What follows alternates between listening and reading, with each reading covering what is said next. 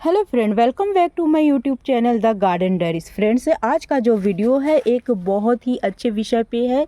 उससे पहले मैं दिखा दे रही हूँ आपको मेरे घर में लगे हुए भट्टा के पौधे में बहुत ही अच्छे से अभी भट्टा लग रहा है। तो यहाँ पे दो पौधा है, दो अलग अलग किस्म के भट्टा है। तो ये देखिए आप, बहुत ही बड़ा सा भट्टा भी लगा है और पौधे में बहुत सारे जो है फूल और कलियां भी बने हुए हैं। तो आज का जो मेरा वीडियो है आम के पौधे के विषय में है।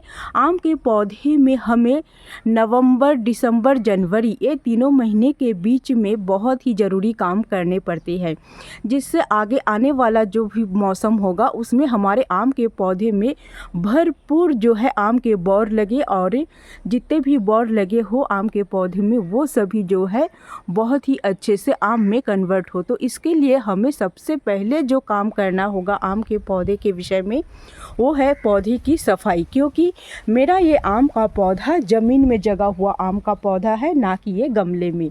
तो ये आम का पौधा जो है साल में 2 बार इसमें फल लगते हैं। तो मैं इस आम के पौधे की बहुत ही अच्छे से केयर करती हूँ, जिससे मेरे आम के पौधे में ढेरों फल लगते हैं। तो सबसे पहले जो काम हमें करना है वो पौधे की सफाई करनी है, क्योंकि हमारे आम के पौधे में हो, नींबू के पौधे में हो, जब पौधा बड़ा हो जाता है और ज़मीन में लगाया हुआ होता है तो पौधे में मकड़ी के बहुत सारे जाले बन जाते हैं, जो मैं आपको वीडियो में दिखाने की कोशिश कर रही हूँ फ्रेंड। और मुझे अपने पौधे की अभी सफाई भी करनी है। तो इस तरीके से ये देखिए जाले जो है, लकड़ी से आपको सबसे पहले जालों को साफ़ करना होगा, क्योंकि ये बहुत ही ज़रूरी है। जब तक आप अपने पौधे में से जाले वगैरह को नहीं हटाएंगे तो जब आपके पौधे में आम के बौर लगेंगे तो वो बौर में तुरंत ही जो है कीड़े मकोड़े का अटैक हो जाएगा, क्योंकि ये जो जाले होते हैं इसमें बहुत सारे कीड़े मकोड़े लगे हुए होते हैं। स्पाइडर जो जाले बनाते हैं इसमें चींटियाँ भी फंसे हुए होते हैं और कई प्रकार के कीड़े मकोड़े इसमें लगे हुए होते हैं। तो सबसे पहला जो काम है आपको आपके पौधे की अच्छे से सफाई कर लेनी होगी, क्योंकि जब तक आप सफाई नहीं करेंगे आपके पौधे में कीड़े का अटैक होते रहेगा और बौर जो है पूरा झड़ जाएगा, जिसमें आम नहीं लग पाएंगे। तो इस तरीके से आपको आम के पौधे को अच्छे से साफ़ कर लेना होगा।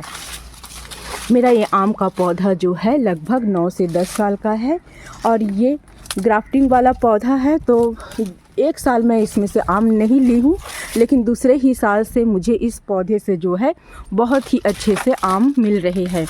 तो लगभग मैंने पहले भी थोड़े 1-2 दिन पहले भी जाले हटाए थे और आज भी मैं थोड़ा थोड़ा और जाला जो है थोड़ा हटा लेती हूँ, तो मेरे पौधे जो है एकदम साफ़ हो जाएंगे। तो अक्सर ऐसा होता है जिसको आपको पहले साफ़ कर लेना होगा, नहीं तो पौधे में जो है बहुत अच्छे से आपका फ्लावरिंग होने से भी उसमें फल नहीं लग पाएंगे। देखिए एक कीड़ा भी है, तो इस तरीके से कीड़े जो है आम के पौधे में अक्सर लगते हैं, तो इसको आपको हटा लेना होगा। उसके बाद का जो दूसरा काम है दोस्तों, उसको ये करना है कि आपको पहले अपने पौधे के चारों तरफ से थोड़ा थोड़ा करके मिट्टी हटा लेना होगा। कम से कम 2 से 2.5 इंच का मिट्टी जो है आपको पौधे से बाहर कर लेना होगा। इसके साथ मैं ले रही हूँ दोस्तों, यहाँ पे ये देखिए फंगीसाइड। मैं यहाँ पे 1 चम्मच फंगीसाइड ली हूँ और मुझे ये करना है क्योंकि ऐसा आम के बड़े पौधे में होता है। आपके पौधे में हुआ नहीं हुआ मुझे नहीं मालूम, लेकिन पिछले साल भी मेरे पौधे में ऐसी शिकायत हुआ है, जिस कारण से मैं इस साल उस काम को पहले ही कर लूँगी, जिससे मेरा पौधा स्वस्थ रहे। तो फंगीसाइड को पहले हमें इस तरीके से पानी में थोड़ा सा घोल लेना है। घोलने के बाद सबसे पहला काम जो करना है हमको, पौधे में इस तरीके से जो है फंगीसाइड का एक एक घोल को इस तरीके से पौधे में लगा लेना है।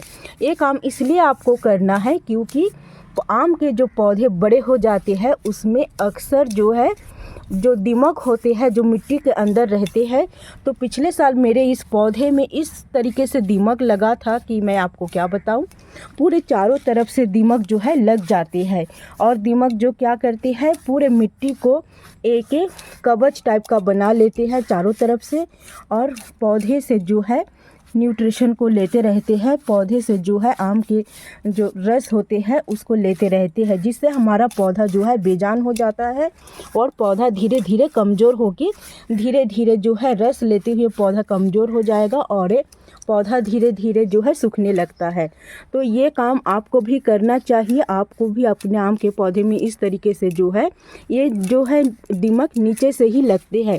तो यदि आप नीचे से 1.5 से 2 इंच तक आप 1 से 1.5 फीट तक यदि आप इस तरीके से पूरा अच्छे से फंगीसाइड से कवर कर लेंगे तो कोई भी दीमक जो है आपके आम के पौधे में नहीं लगेगा और पौधा आपका स्वस्थ रहेगा। तो ये देखिए मैंने यहाँ पे कर लिया है और ये मैं पिछले साल भी की थी लेकिन लेट हो गया था। उससे पहले ही जो है दीमक जो है मेरे पूरे पौधे में इस तरीके से चारों तरफ से पूरा से घेर लिए थे। तो इससे पौधे को बहुत नुकसान होता है और पौधे के जड़ों में भी एक बार दीमक लग जाएगा तो पौधा जो है धीरे धीरे सूखने लगता है और धीरे धीरे मर जाता है। तो ये काम आपको भी कर लेना चाहिए। अच्छे से पौधे में इस तरीके से 1 से 1.5 फीट तक के आपको फंगीसाइड से इस तरीके से घेर बना लेना चाहिए। उसके बाद दोस्तों इसमें हमको पौधे में ऐसा न्यूट्रिशन देना है जिससे हमारे पौधे में जो है दिसंबर जनवरी के बीच में ही ये काम हमको कर लेना चाहिए, जिससे हमारे पौधे में बहुत ही अच्छे से जो है आम की बौर लगे। तो इसके लिए मैं सबसे पहले यहाँ पर ले रही हूँ थोड़ा सा राख। ये देखिए ये है लकड़ी का राख है। इस राख को मैं चारों तरफ थोड़ा थोड़ा से छिड़का दूंगी। ये राख जो होता है ये रोग प्रतिरोधक क्षमता को बढ़ाती है। दीमक हो चींटी हो ये हमारे पौधे में नहीं लगेंगे। छोटे छोटे कीड़े मकोड़े भी होते हैं तो वो भी नष्ट हो जाते हैं और ये एक जो है कैल्शियम का बहुत ही अच्छा स्रोत है। तो पौधे में न्यूट्रिशन देना बहुत ज़रूरी है। पौधे को कैल्शियम देना भी बहुत ज़रूरी है, तभी हमारे पौधे में बहुत ही अच्छे से जो है फ्लावरिंग होगी। तो ये देखिए यहाँ पर मैं जो है चारों तरफ से थोड़ा थोड़ा करके राख को छिड़का दी हूँ। इसके बाद हमको लेना है यहाँ पर जो है थोड़े से मैं देखिए यहाँ पे सूखे हुए केले का छिलका लूँगी। मैं जो भी अपने आम के पौधे में कर रही हूँ दोस्तों, ये जो भी उपाय मैं आपको दिखा रही हूँ ये पूरा ऑर्गेनिक तरीके से ही कर रही हूँ, क्योंकि मुझे रासायनिक कोई भी चीज़ अपने पौधे में मैं अभी नहीं डालूँगी। और इस समय हमारा पौधा जो है डॉर्वेंसी में होता है, तो डॉर्वेंसी से हमको पौधे को धीरे धीरे बाहर निकालना होता है, क्योंकि धीरे धीरे जब ये पौधा डॉर्वेंसी से बाहर होगा और हमारे पौधे में गर्माहट होगी तभी जो है आम के पौधे में अच्छे से बौर आएंगी। तो यहाँ देखिए दोस्तों मैं 10 से 12 केले के छिलके को इस तरीके से चारों ओर से थोड़ा सा दूरी बना करके बिछा दी हूँ। तो इससे जो है हमारे पौधे को भरपूर मात्रा में पोटेशियम मिलेगा, क्योंकि केले के छिलका जो है एक पोटाश का स्रोत होता है, पोटेशियम का स्रोत होता है। जो पोटाश हम ऑर्गेनिक ना डाल करके हम रासायनिक डालते हैं तो उसी का काम जो है ये केले का छिलका करेगा, जो ऑर्गेनिक रूप से हमारे पौधे को पोटाश पहुंचाएगा। इसमें भरपूर मात्रा में पोटेशियम है। इसके साथ है दोस्तों यहाँ पर मैं ले रही हूँ यहाँ पे जो है मिट्टी में मिला हुआ कुछ पत्तों का खाद है। यहाँ मैं ज़्यादा खाद मैं नहीं डालूँगी और इस समय हमें नाइट्रोजन युक्त खाद बिल्कुल भी ज़्यादा नहीं डालना है, क्योंकि नाइट्रोजन युक्त खाद यदि हम इस समय अपने आम के पौधे में डाल देंगे तो उससे हमारे पौधे की ग्रोथ अच्छी होगी। पौधा बहुत ही सुंदर से न्यू पत्तियों को निकालेगा, लेकिन पौधे में फ्लावरिंग कम हो जाएगी, क्योंकि पौधा नाइट्रोजन को लेते हुए अपनी ग्रोथ को ही बढ़ाएगा, ना कि फ्लावरिंग के लिए तैयार कर पाएगा।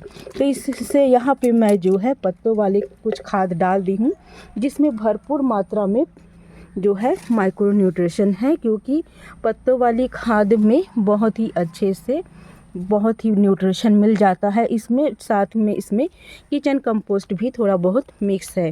तो इस तरीके से देखिए मैंने यहाँ पे इस तरीके से अच्छे से जो है चारों तरफ गोलाई में करके डाल दिया है। इसके साथ दोस्तों जो मेन अभी न्यूट्रिशन जो हमको डालना है उसको मैं लिक्विड फॉर्म में डालूँगी।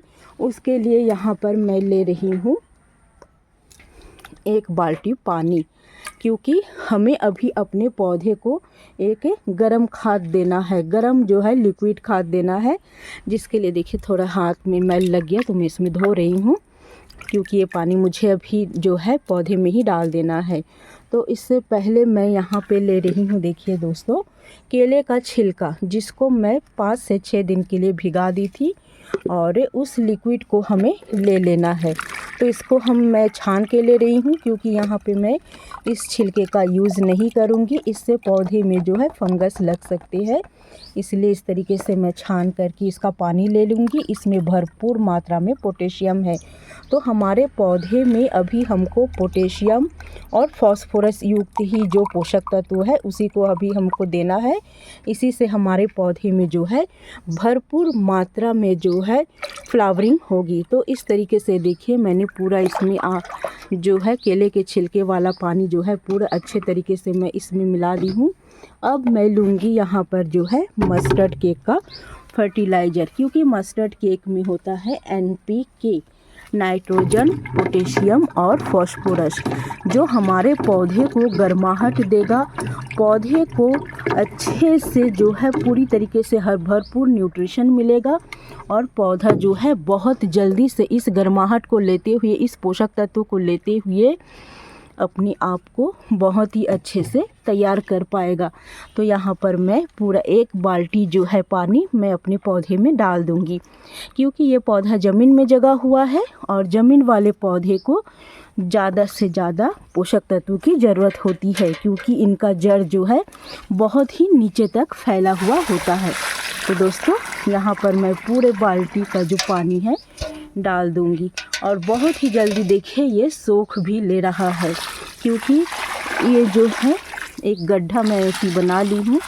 तो ये देखिए इस तरीके से, और ये बहुत ही जल्दी से ये सूख लेगा और पूरा जो है पानी नीचे तक चला जाएगा, पौधे के जड़ों तक चला जाएगा, जिससे पौधे जो है बहुत ही जल्दी भरपूर न्यूट्रिशन को लेते हुए, पोषक तत्वों को लेते हुए बहुत ही जल्दी जो है अपने आप को फ्लावरिंग के लिए तैयार करेगा।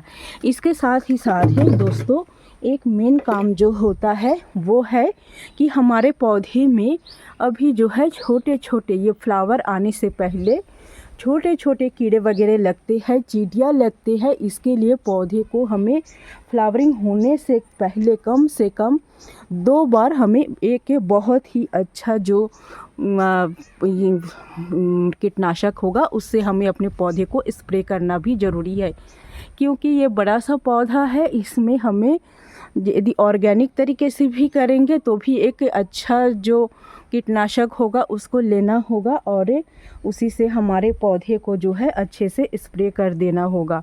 और अच्छे से स्प्रे करने के बाद ही इसमें जितने फ्लावर होंगे वो रुकेंगे, नहीं तो कीड़े का अटैक हो जाएगा और कीड़ा जो है पौधे से पूरे फूल को जो है ख़राब कर देगा। तो दोस्तों इस तरीके से आपको एक अच्छा न्यूट्रिशन वाला पोषक तत्व बना करके ही आप अपने आम के पौधे में देंगे, तो पौधा बहुत ही जल्दी जो है अच्छे से ग्रोथ पकड़ेगा, और जड़ों को जब बहुत अच्छे से गर्माहट मिलेगी, क्योंकि मस्टर्ड केक का जो फर्टिलाइज़र है वो गर्म होता है, उससे हमारे पौधे को गर्माहट मिलेगी, उसके जड़ों को गर्माहट मिलेगी, और पौधा जो है बहुत ही जल्दी जो है अपने आप को बहुत ही अच्छे से फ्लावरिंग के लिए तैयार कर पाएगा। तो दोस्तों इस तरीके का जो भी आप प्रक्रिया है आप अपने आम के पौधे में करके देखिए, बहुत ही जल्दी बहुत ही अच्छा जो है रिज़ल्ट आपको मिलेगा।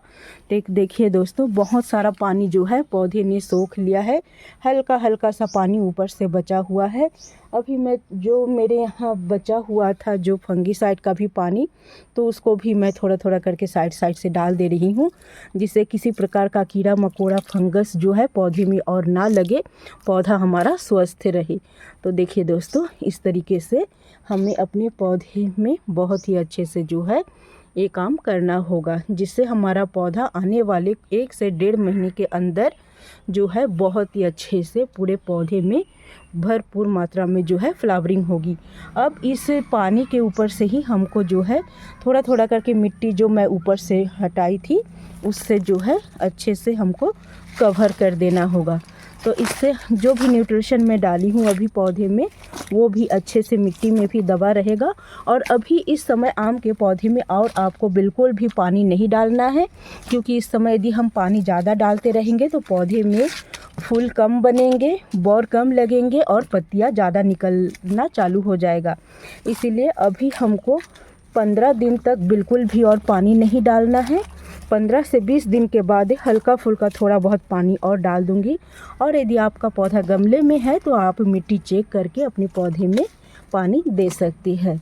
तो इस तरीके से देखिए पूरे मिट्टी से जो है मैं अच्छे से अभी ढक दी हूँ और पूरा न्यूट्रिशन जो है अभी ढक गया है। तो इससे हमारे पौधे को बहुत ही अच्छे से इसमें पूरा फ़ायदा मिलते रहेगा और पौधा अपने आप को बहुत ही जल्दी जो है फ्लावरिंग के लिए तैयार कर लेगा। ये देखिए दोस्तों, तो पूरे अच्छे से मैं जो है जड़ों को मिट्टी से अभी ढक दी हूँ। तो दोस्तों यदि वीडियो आपको अच्छा लगा हो तो वीडियो को एक लाइक ज़रूर कीजिएगा। चैनल में नए हैं तो चैनल को सब्सक्राइब कर दीजिएगा। फिर मिलूँगी नेक्स्ट वीडियो में, तब तक के लिए धन्यवाद।